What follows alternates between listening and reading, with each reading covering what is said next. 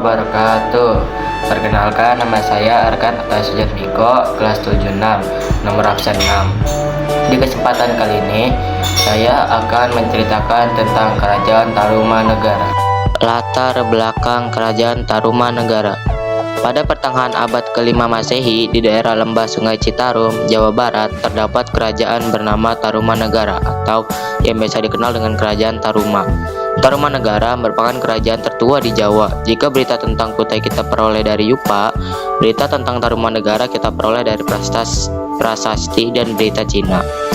Ada 7 prasasti yang memuat tentang Kerajaan Tarumanegara.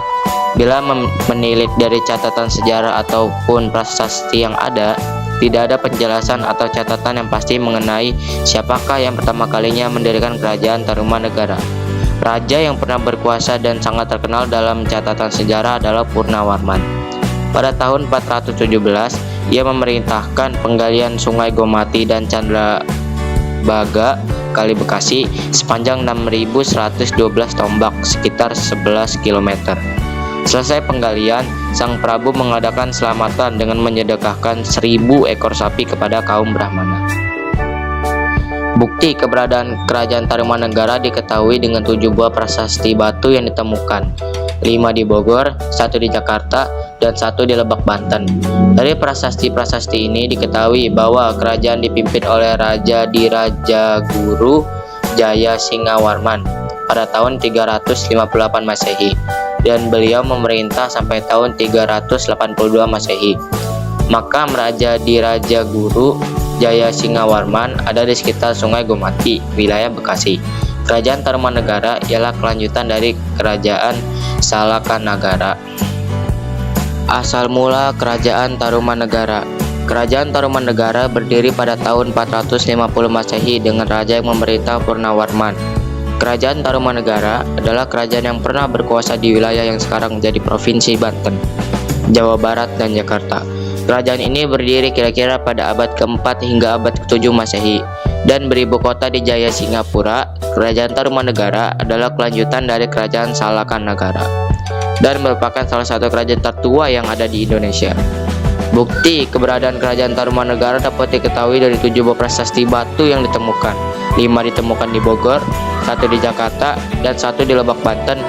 Ketujuh prasasti tersebut adalah: 1. Prasasti Kebun Kopi yang berada di Bogor, 2. Prasasti Tugu yang berada di Jakarta, 3. Prasasti Cidang Hiang atau Prasasti Munjul yang berada di Banten. Prasasti keempat hingga ketujuh berada di Bogor, yaitu Prasasti Ciauteuun, Prasasti Muara Cianten, Prasasti Jambu, dan Prasasti Pasir Awi. Prasasti Tugu yang berada di kiri dan Prasasti Ciauteuun yang berada di kanan sangat identik dengan keberadaan Raja Purnawarman sebagai tokoh historis.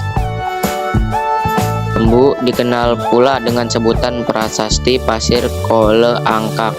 Pasalnya, prasasti ini ditemukan di Bukit Koleangkak, perkebunan jambu. Letaknya yakni 30 km sebelah barat dari kota Bogor.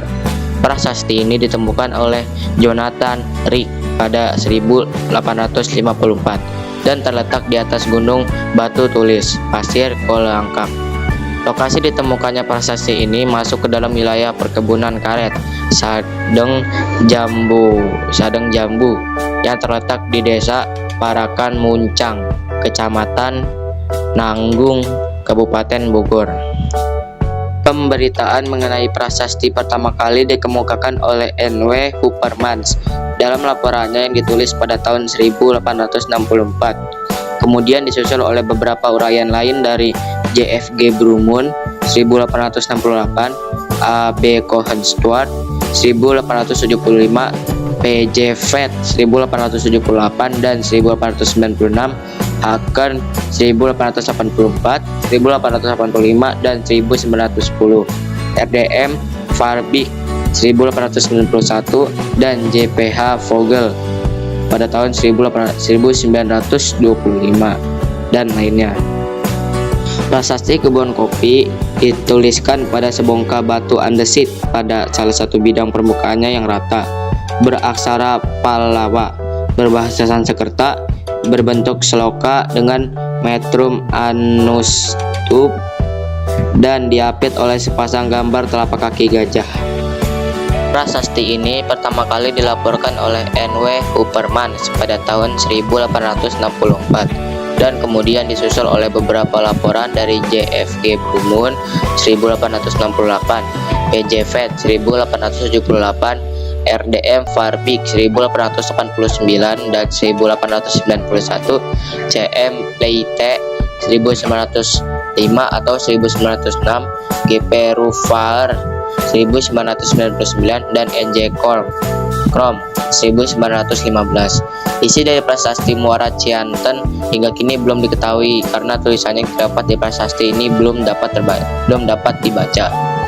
Prasasti Muara Cianten dituliskan pada batu andesit berbentuk hampir lonjong atau oval dengan ukuran 2,7 kali 1,4 kali 1,4 meter. Arah prasasti ini tidaklah banyak diungkap. Hanya saja keberadaannya sudah diketahui sejak 1864. Ditemukan kali pertama oleh seorang arkeolog asal Belanda bernama N.W. Huppermans S. Pada prasasti ini terdapat pahatan sepasang tapak kaki yang menghadap ke arah utara dan timur. Prasasti Cidang Hiang dipahatkan pada batu andesit berukuran 3 kali 2 kali 2 meter. Tulisan sebanyak 2 baris dalam aksara Palawa berbahasa Sanskerta dan dengan Metrum Annustup. Beberapa bentuk huruf pada prasasti ini mirip dengan huruf yang dipahatkan pada prasasti Tugu. Sekian cerita dari saya. Wassalamualaikum warahmatullahi wabarakatuh.